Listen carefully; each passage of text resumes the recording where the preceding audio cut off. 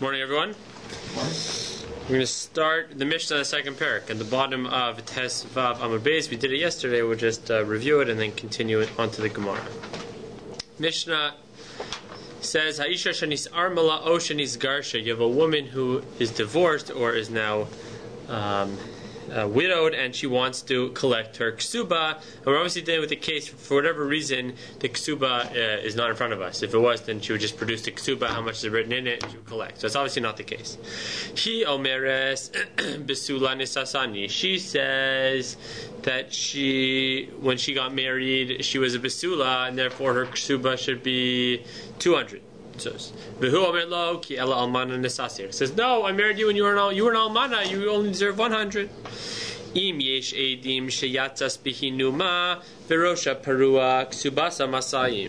yesterday I said hinuma was a chair. Recently I saw it's a piece of clothing, so maybe there are different opinions. I don't remember exactly where I've seen it. I think the Gemara at some point talked about it. I just haven't seen it yet. But if there are witnesses that she went out with this hinuma, or Rosha Paro, we said yesterday, meant Seirach, Seifeha, that her hair is falling onto her shoulders, whatever it is, Ksubasa Masayim, she can then collect 200 zuz for her ksuba. That is proof she was a besula. Rabbi Yochanan ben Brok Omer Afchilu Klayos Raya, that even distributing nuts at the party is going to be considered Raya, she's a besula. Fine. Umod Rabbi Yoshua beomer lechaveru sadazar shel avicha haisa ulkachti ahimenu shuneman. And Rabbi Yoshua admits that if you tell your friend, if you tell somebody else, this field used to belong to your father, but I bought it from him, shehu ne'eman. He is believed to stay on the field. Why? That's what we mentioned yesterday. Rashi says, so it's similar to Reuven and Shimon. Shimon never knew it belonged to his father. Shimon only knows it belongs to his father because Reuven told him so. But Reuven only told him that in the context, yeah, it used to belong to your father, but I acquired it from him. Now again, obviously we're dealing with the case where there's no star, there's no proof, so the man Reuben is on the field, and he tells, Shimon, you should know, this field used to belong to you, but I bought it from him, so in that case, I bought it from your father, in that case, Reuben's believed, and he can stay on the field. However, if there are witnesses which say it used to belong to Shimon's father, and then obviously now Shimon wants the field, and Reuben says, well, I bought it from your father, and Eino Neman. In that case, you're not believed. Why? There's no longer a Pesha Asar, Pesha Hitter. It's Eidim She'asar. So it's Reuben's word against the Eidim. The Eidim are going to win, and therefore the field theoretically will go back to Shimon. Okay, the Gemara continues. Time Madi'ika Eidim. The reason in the Mishnah why we say that the woman is believed is because they're Eidim that are with their hair, whatever it was. They're Eidim that she was a Besula. Haleika Eidim Baal Meheman. But if there were no Eidim, the assumption is that the husband would be believed, and she would only get a manet. So let us say that our Mishnah goes against Rabban Gamliel. Why? Because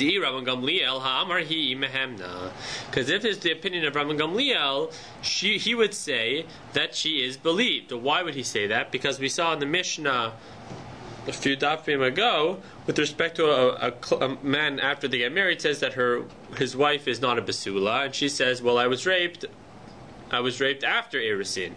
And he says, no, maybe it happened before. So in that case, Rabban Gamliel believes the woman. So there's no Eidim there. So here it seems to be that our Mishnah goes against Rabban Gamliel. So now the Gemara answers, no. Who says? Afilu tema Rabban Gamliel. No, maybe our Mishnah could be in accordance with the opinion of Rabban Gamliel. Why? Ad kan lo kama Rabban Gamliel hasam el bebari v'shema. Why does Rabban Gamliel say in the case we just mentioned that the woman's believed? Bari v'shema. The woman says for sure she was raped after Erusin, and the husband says maybe it happened before. So she's certain, He's not certain. So then Rabbi Gamliel agrees. Aval hacha bevari v'bari lo. But our Mishnah, it's bari bari. She says, I was a besula. He says, no, you were an almana. So in that case, when it's bari versus bari, so then we will say she is not believed. So it might be bari, but she still has a chazaka. What chazaka? Oh, you're saying the cheskas. Okay, Right, but so that should trump. So obviously, that should trump. So it could be that it would trump when it's a bari, maybe bari and rov versus bari and chazaka would trump, but maybe not bari. Maybe bari and chazaka would trump shema, but maybe bari and chazaka doesn't trump bari. Again, from the woman's perspective, I guess we have to say "Moti mechaber lavaraya," right? It's her. Its onus on her. So I guess we probably require a higher level of proof from her. I mean, I can't imagine they're equal considering she's coming off a chazaka. He has cheskus mammon also. He has cheskas. Yeah, there you go. Oh. Because of that. That's the point. Because "Moti mechaber lavaraya," she is the cheskas mammon. Good. She might have cheskas guf, but versus the cheskas mam. Oh, Okay. Good. So we're continuing the Gemara here. So now we're about 8 lines down. So what was the question in the first place? It's so obvious that about this distinction that the case previously was Bari V'Shema, and this is Bari V'Bari. So what was the question to even think that this would be against Rabban Gamliel? Ha, Bari V'Bari who?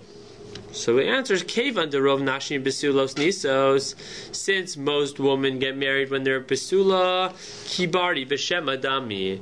We thought this would be a case of bari v'shema. Why? Because in addition, there's a lot of reason to believe her. First of all, she's bari, but also because we assume not the chazaka here, but we assume there's a rov also. And most women who get married are besula.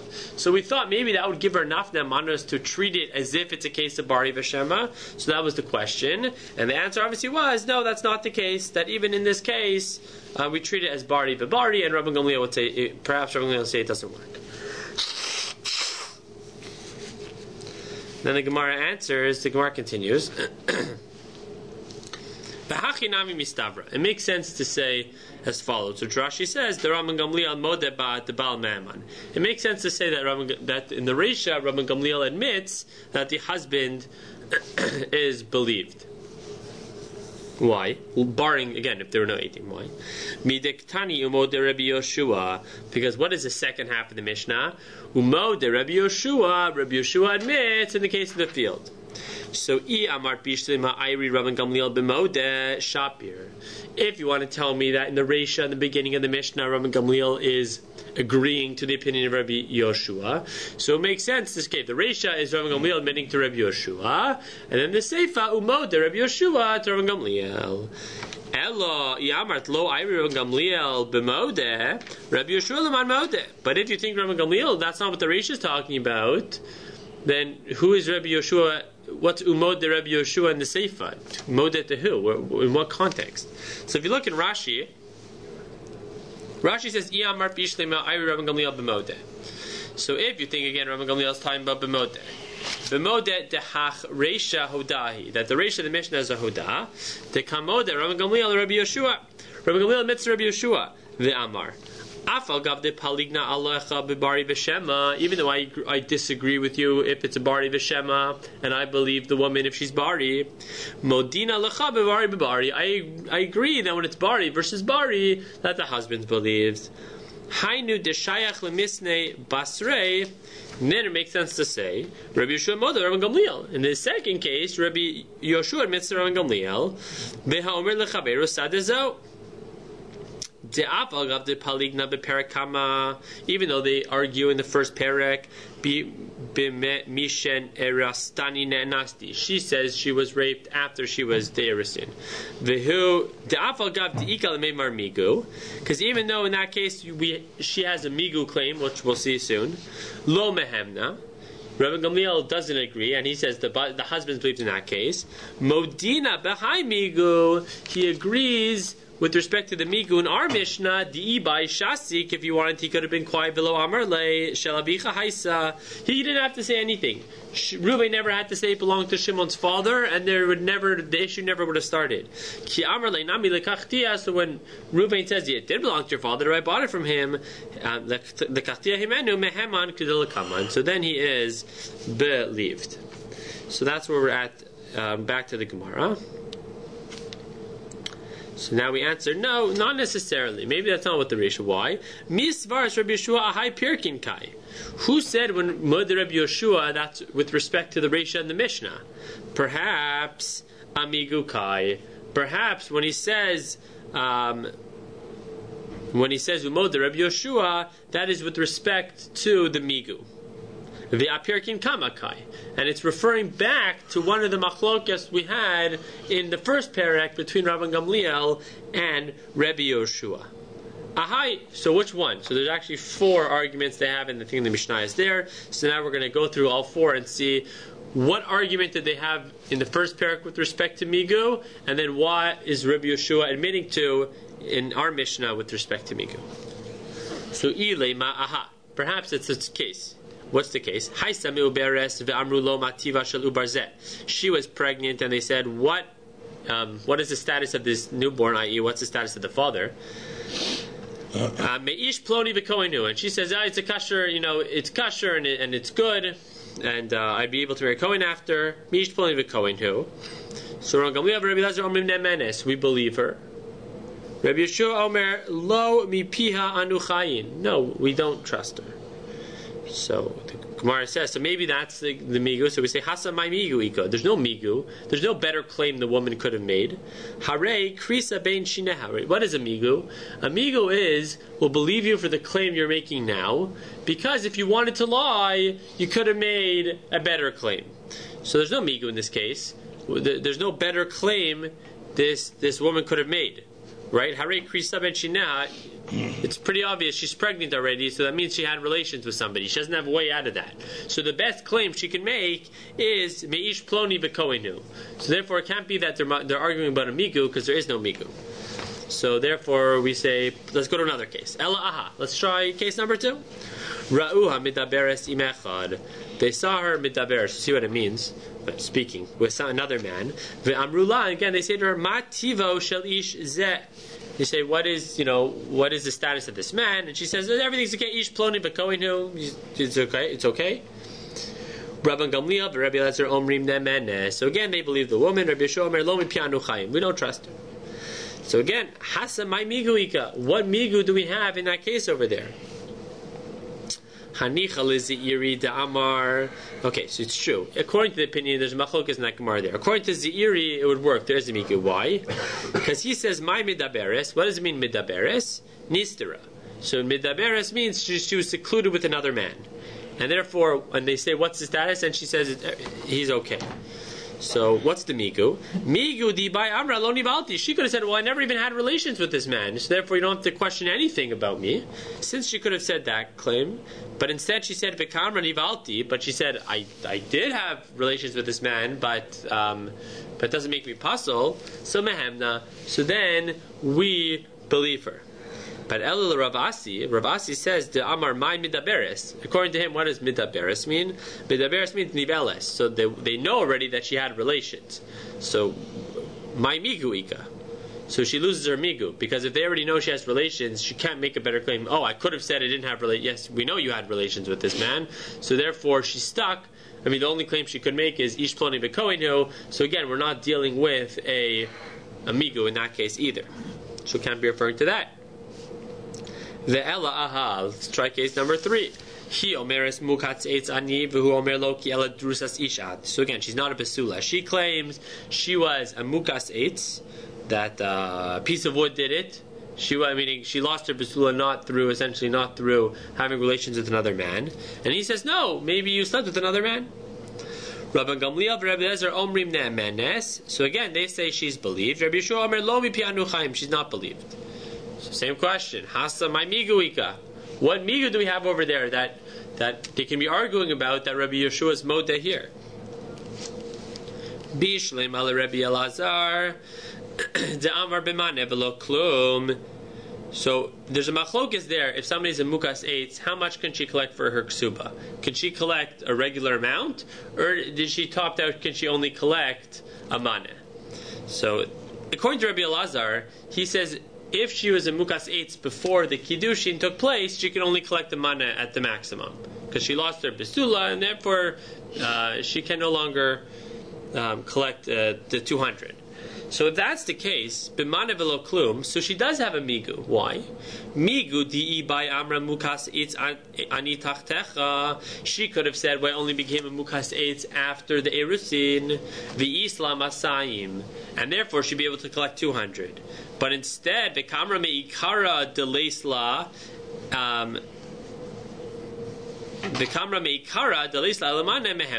so when she claims that no, I was mukas eitz and it happened before the erusin, and she only collects 100 in that case, so she's believed because she had a better claim. Again, because according to Rabbi Elazar, if she was a mukas eitz before erusin, the max she can collect is 100.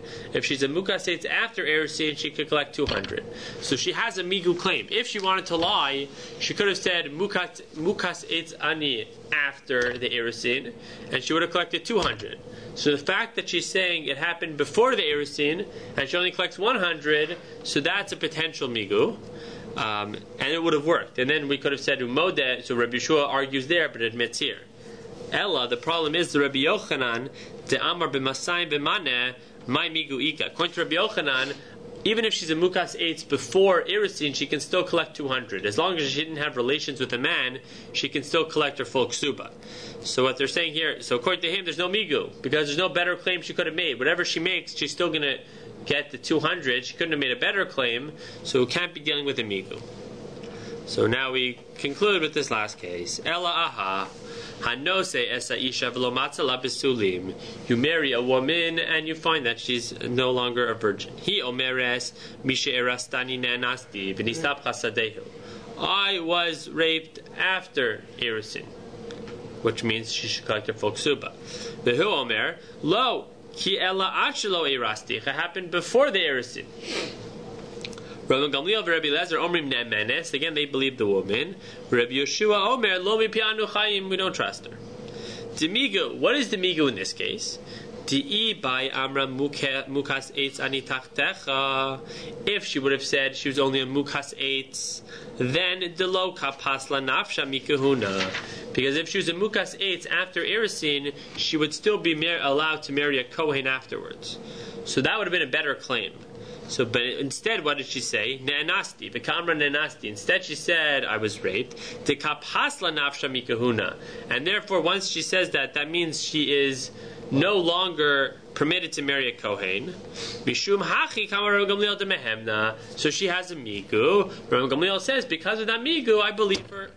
V'kamar Rabbi Yeshua, Rabbi Gamliel, no. The high migu dahacha modina lecha. The migu in our Mishnah with respect to the man buying the field, the pesha asar, pesha hitir, I believe you. But behahu migu, so that's the umodeh. But hahu migu dahasam, but the migu that we had with respect to this first case, paligna ilavech. I'm arguing with you. Now the Gemara asks, Mifte high migu v'high migu. Isn't this one a migu and that one a migu? Ma'ishna high migu me high migu. Why does Rabbi Yoshua argue with respect to the migu earlier and admit to the migu here? So the Gemara answers, Hacha in shor shachu lefanecha, hasam harei shor shachu lefanecha. What that means is, in this case, with the field, there's no ox slaughtered in front of you. In that case, there is an ox slaughtered in front of you. What does that mean? It's a mashal. So look in Rashi. Hacha. Hacha gabe sadeh. Ein shor shachu lefanecha. There's no, again, what does that mean? Sheyala alev balav litvoa mishchato. That there's no ox that's slaughtered in front of you that would require the owner to start investigating, well, who touched my ox? Who owes me money? Kilomar. Im shasak zeh. If Reuben was quiet the whole time and didn't say anything that it used to belong to Shimon and Shimon's father, lo hayu lo orim. Then there wouldn't have been a case here. Shimon would have been putting up a fuss, because we only know it belonged to Shimon's family because of Reuben. Hilchach, Ilav de davar pashutu shelacha himenu. If we didn't take it that certainly he bought it from the other man, lo haya omer lo shel avicha haisa, he wouldn't have said it belongs to your father. He wouldn't have put himself in such a situation. He'd only say it if it was so obvious that he bought it from him. Hilcha chamrina migu. But the case that they're dealing with, where they said that she was found to not be a virgin, in that case, the evidence, meaning the ox is slaughtered in front of you, meaning besulim shalom atzala heim hisisu lava lebezdin. The man himself found out about it. He had relations with the woman, thought, well, she's no longer a besula, and that's what convinced him to go to Bezdin. And it's true, she could have made a better claim. She could have put ahead and she could have made a claim like she did with him. She could have made a better lie. Instead, she makes this claim. Fine. Lo armina migu. In this case, we don't see migu. De dilma lo aska adaita inami iarume kama arma. You know why we don't believe in migu? There's two reasons why we won't believe in migu. Either one, de dilma lo aska adaita. Maybe again, she's flustered in this case. She is brought to court. They're telling her to make a claim, and she's like, whatever. She makes so. Therefore, she wasn't calculating perhaps to think about this migu, or inami iarume ka. Me'arma, or maybe she knows, right, Gemara, and maybe she knows about Migu. Right? That's the problem with Migu. Almost, if you know about it, then you can just defeat the system. You could just say, oh, well, I could have made the better claim, so let me make a worse claim, and at least cut my losses at that point. So either way, that's why Rabbi Yeshua doesn't argue. But the distinction essentially is made is that even though the Gemara is calling them both Migu, the distinction essentially is Rabbi Yeshua doesn't agree to a regular migu, but a pesha asar, pesha hitir is a much higher level of migu. It's almost, we could say, a migu di by shasi. You didn't have to say anything. You could have remained quiet and this issue wouldn't have started. You brought it up. So if you brought it up, you only would have brought it up if you're so certain that it actually belongs to you. A pesha asar or a pesha hitir, that's a higher level. Rabbi Yeshua agrees, but a regular migu does not agree. It's the same thing about Messiah L'Fituma. Once the guy catches on to what they're doing, well, then he's not Mesiach L'Fituma anymore. Yeah, correct. So now the Gemara continues. V'cheva, in the 4 lines from the bottom. V'cheva, derov nashim besulos nisos. So since we assume that most women who get married when they are besulos, kilo asu edim mai havi. Even if there are no witnesses about the hinuma, whatever it is, who cares? Most women who get married are besula. Let's rely on that robe, and she can collect her money. So Tosfos here points out l'rav parich. There's actually a question, I guess, only on Shitas Rav, the isle hochim b'mamon achar harov, because he says when it comes to money, we follow the robe. So in this case, we're dealing with how much are you paying in the ksuba. So if there's a robe, well, if you say hochim b'mamon achar harov, you have a robe. You shouldn't need edim. If you think in hochim b'mamon achar harov, then this question isn't relevant because then obviously you need edim. But according to Rav, who says hochim b'mamon achar harov, so why do you need edim? So Amar Ravina, well, because Bishum Ti'ika L'Meimar, Rov Nashim Besulos Nisos, because most women who get married are Besulos. Umiot Almanos, however, some of them are Almanos. But V'chol Hanises Besula Yesh Lakol. But if you get married as a Besula, then Yesh Lakol, people, right, Rashi says, V'harbe Yodim Shiatza Behinuma, everybody knows that she's there's a call, people know that she's a Besula. Bizo, the next Amud, Hoil ve'ein la kol, and since there's no kol in this case, so Isra la ruba, she no longer has the rove telling us, well, she was a besula, and therefore we require edim. But now we flip it. Ikol anises besula yesh la kol. If you want to tell me every single woman who gets married is a besula yesh la kol, everybody knows about it. Kiyasu edim mai havi. Hanach sahade shakri ninu. Even if witnesses come and say, oh, she went up a hinuma, they're lying, right? If you have a robe, if every case yesh lakol, right, you can say it's probably a trey v'trey, right? We can probably treat that as an anan sahade. So if there's no kol, that means if you want to tell me that every besula who gets married has a kol, and there's no kol, so it's for sure she's not a besula. So even if edim come and say, well, she was a besula, we don't believe them; they're lying. So Ela Amar Ravina, well, it's a bit different. Rov hanises besula yesh lakol. Most women who get married as besula yesh lakol. Not every case, but most. Vizo hoyel ve'ein lakol isra laruba. Because there's no kol, there's no rov. But there's still enough room for witnesses to come and say, oh, well, she was a besula because there are those cases where there is no kol. And that's what the Gemara concludes here. Gemara continues. Im yesh edim shiatza behinuma. So again, the problem is in our Mishnah is that we're not dealing with the ksuba. So what are we concerned? So she's going to bring witnesses to this Beis Din here and say, oh, these witnesses testified on Besula and she'll collect her ksuba. She'll go to the next, the next Beis Din, the next town, produce her ksuba in that other one, and she'll collect a second time. The husband is going to lose out. Shouldn't we be concerned the husband's going to lose out? Because if we're not requiring a ksuba in order for the woman to get paid, all she needs to do is bring edim. So she'll bring edim to one place, collect her ksuba, collect the money. Her ksuba is still at home, let's say. She'll go to another Beis Din, produce the ksuba, and she'll collect again.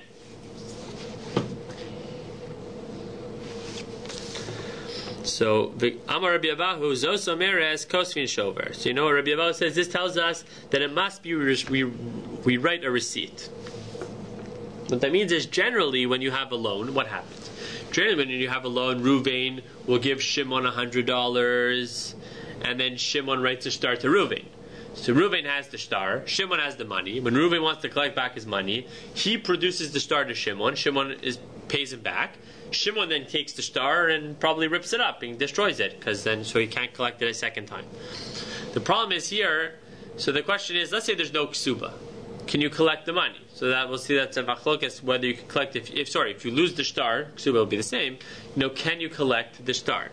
So one opinion says you can collect, but then you have to write a receipt to the lender saying, you have to give a receipt back to the borrower saying that he collected his money already, and therefore if Reuven would try to come back and collect another $100, you'll say, well, you gave me a receipt saying I paid back already. The problem is with the receipt is that the burden of proof is now upon the borrower. Right? Generally, the burden of proof is upon the one who's holding the star. But if we're saying he's still allowed to collect, but now he writes a receipt to the other party, the burden of proof shifts to the other party. So the machlokes is, do we allow that? So Rabbi was saying, this tells us that it must be read a shovar, because or else we're going to take advantage of this person and then collect, be able to collect double from the husband. That's one answer. And Rashi here says, "V'delo kamandamar ein kosvin." It's machlokas and Baba Basra, and this is obviously taking one side of the opinion. Rav Papa Amar b'makom she'ein kosvin ksuba askinan. No. We're dealing with a place where they don't write a ksuba. And Rashi here tells us, Rav Papa Amar, Lo'olam ein kosvin. No, we never read a shovar. Because again, then he's responsible to guard to make sure the shovar stays intact. So if you have a star saying that your money owes you your friend owes you money, produce the star and he'll pay back the money. You don't get anything. So therefore, how do we explain our Mishnah? We're dealing with a place where they don't write the ksuba. They essentially rely on conditions made by the Beis Din. Essentially,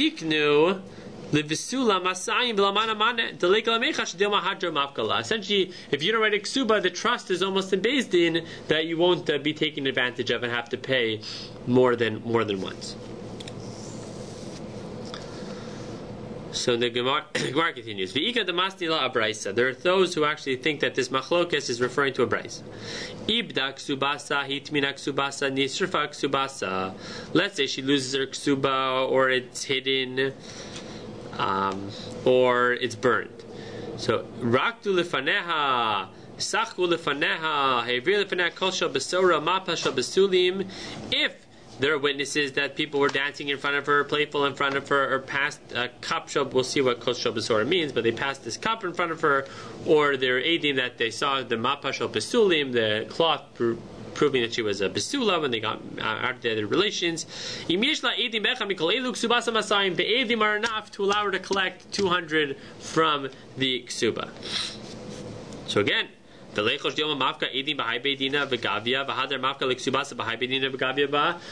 shouldn't we be concerned that they're going to collect from this Beis Din with edim and then produce the star in another Beis Din and collect it again?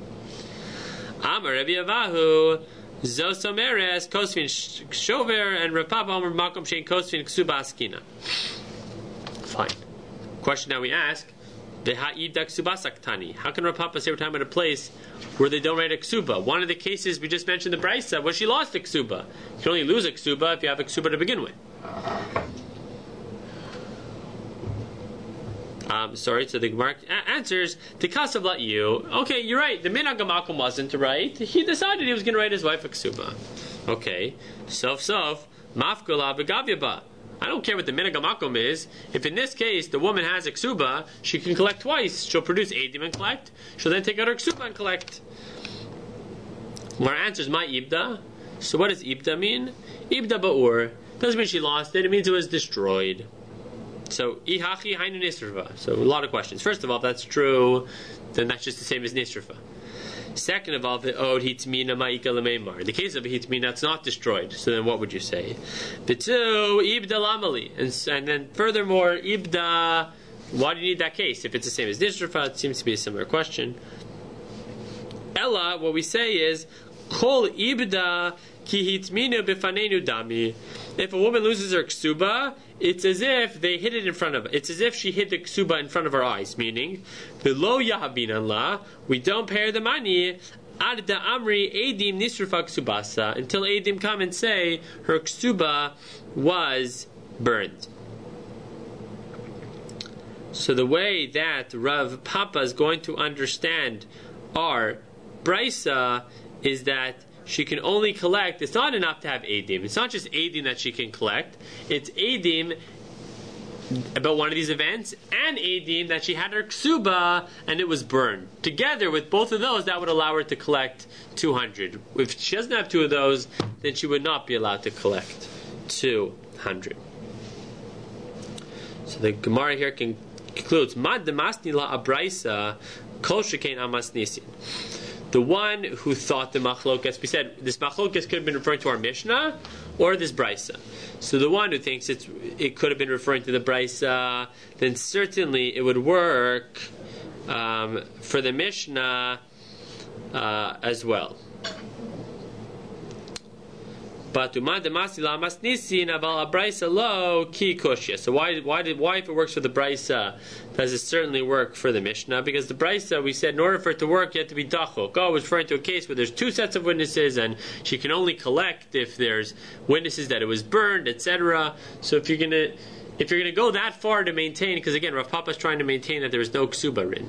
So if you're going to go that far to reinterpret the brisa to tell us how it's talking about a case where there's as if there's no ksuba, then certainly our Mishnah where there's no ksuba, the machlokas would make sense. But if you think the machlokas is about the Mishnah, so then it might not apply to the brisa as well, because again, the Mishnah, it's clear there's no ksuba. The brisa seems like there is a ksuba. You'd be much more hard pressed to explain it.